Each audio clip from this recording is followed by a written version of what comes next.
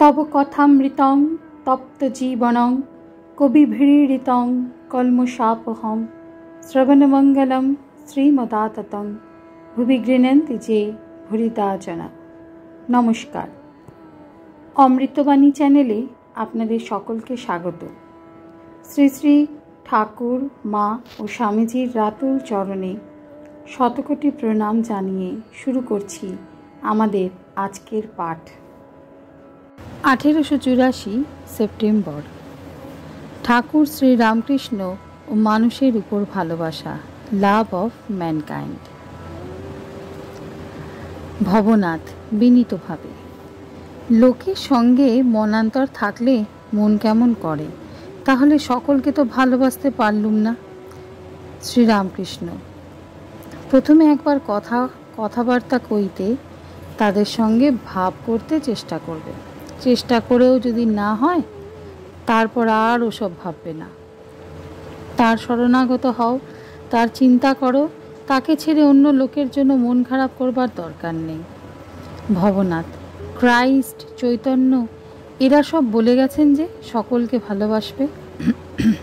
শ্রী রামকৃষ্ণ, ভালো তো বাসবে, সর্বভূতে ঈশ্বর আছেন বলে, কিন্তু যেখানে দুষ্ট লোক সেখানে দূর থেকে প্রণাম করবে। কি চৈতন্যদেব? তিনিও বিজাতীয় লোক দেখে প্রভু করেন ভাব সংবরণ। শ্রীবাসের বাড়িতে তার শাশুড়িকে চুল ধরে বার করা হয়েছিল। ভবনাথ, সে অন্য লোক বার করেছিল। শ্রী রামকৃষ্ণ, তার সম্মতি না থাকলে পারে?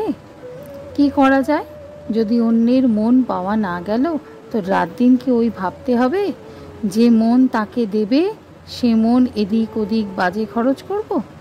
আমি বলি, মা, আমি নরেন্দ্র, ভবনাথ, রাখাল কিছুই চাই না, কেবল তোমায় চাই। মানুষ নিয়ে কি করব? ঘরে আসবেন চণ্ডী, শুনব কত চণ্ডী, কত আসবেন দণ্ডী, যোগী জটাধারী। তাকে পেলেই সবাইকে পাবো। টাকা মাটি, মাটি টাকা, সোনা মাটি, মাটি সোনা, এই বলে ত্যাগ করলুম, গঙ্গার জলে ফেলে দিলুম। তখন ভয় হলো যে মা লক্ষ্মী যদি রাগ করে, লক্ষ্মীর ঐশ্বর্য অবজ্ঞা করলুম।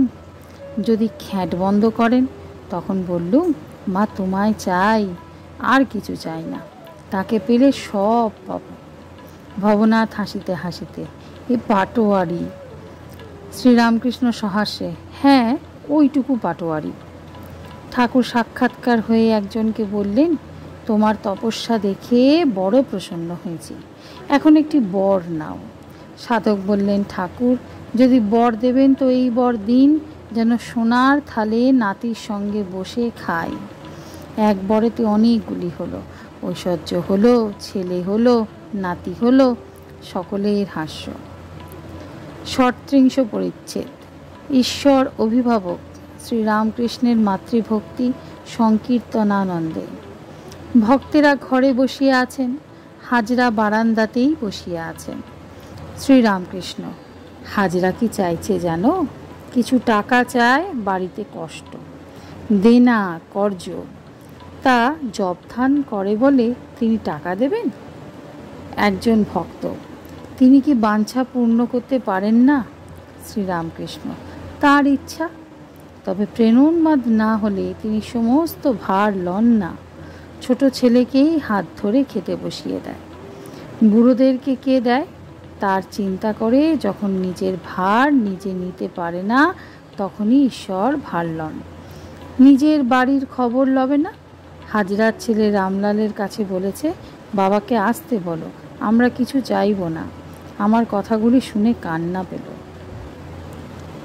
আজকের পাঠ এই পর্যন্তই। নমস্কার। কথামৃতে সুধাধারার সাথে শ্রী শ্রী ঠাকুর মা ও স্বামীজির অনুধ্যানের জন্য চ্যানেলটি সাবস্ক্রাইব করুন।